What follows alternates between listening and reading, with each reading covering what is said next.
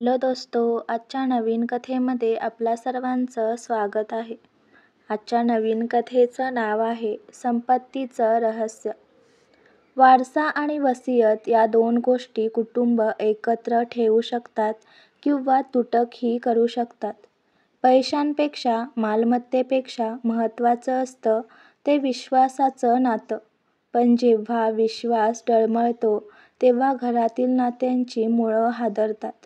ही कथा आहे एका मोठ्या घराची, जिथे आजोबांच्या मृत्यूनंतर उघडलेल्या वसियतीत असं काही लिहिलं होतं ज्याने सगळ्यांचं आयुष्य बदलून गेलं.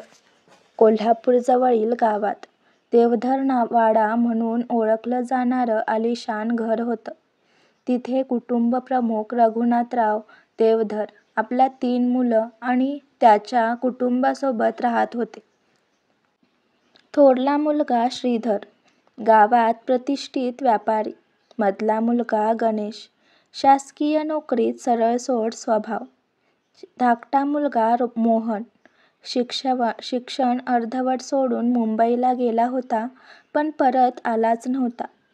आजोबांचं कुटुंब गावात मानाचं मानलं जाई. घरात सगळं व्यवस्थित वाटायचं पण प्रत्येकाला आतून मालमत्तेच्या वाटणीची हुरहुर होती. रघुनाथरावांचं अचानक हृदयविकाराने निधन झालं. घरात शोककळा पसरली. विधी अंत्यसंस्कार झाल्यानंतर चर्चा सुरू झाली, आता मालमत्तेचं काय? गावातल्या वकिलांनी सांगितलं की आजोबांनी वसियत करून ठेवली आहे. सगळे नातलग मोठ्या खोलीत जमले. वकिलांनी कागद उघडला आणि मोठ्याने वाचायला सुरुवात केली. सगळ्यांना अपेक्षा होती की मालमत्ता 3 मुलांमध्ये विभागली जाईल. पण वाचन जसजसं पुढं सरकलं तसतसा चेहऱ्यावर गोंधळ दिसू लागला. कारण वसियतीत लिहिलं होतं की संपूर्ण मालमत्ता एका परक्या व्यक्तीच्या, अर्चना शेखर हिच्या नावावर देण्यात आली आहे. सगळे थक्क झाले. ही अर्चना कोण? देवधर कुटुंबाशी तिचं काय नातं? घरात तणाव निर्माण झाला. श्रीधर ओरडला, हा बनावट कागद आहे. माझे वडील कधीच असं करू शकत नाहीत. गणेश थंडपणे म्हणाला, वडिलांनी काहीतरी कारणाने असं केलं असणार. वकील साहेब, ही वसियत खरी आहे का? वकील गंभीर चेहऱ्याने म्हणाले, हो, ही वसियत नोंदणीकृत आहे. तुमच्या वडिलांनी स्वतः सही केली आहे. 2 दिवसांनी अर्चना नावाची सुसंस्कृत, साध्या वेशातली तरुणी देवधर वाड्यात आली. तिला बघून सगळ्यांचे चेहरे कठोर झाले. ती शांतपणे म्हणाली, मी कोणालाही दुखवायला आलेली नाही, पण मला स्वतःही माहीत नव्हतं की आजोबा मला वसियत करून देतील. गणेशने विचारलं, तुझा आमच्या वडिलांशी काय संबंध? अर्चना डोळ्यात पाणी आणून म्हणाली, मी त्यांच्या मित्राची मुलगी आहे.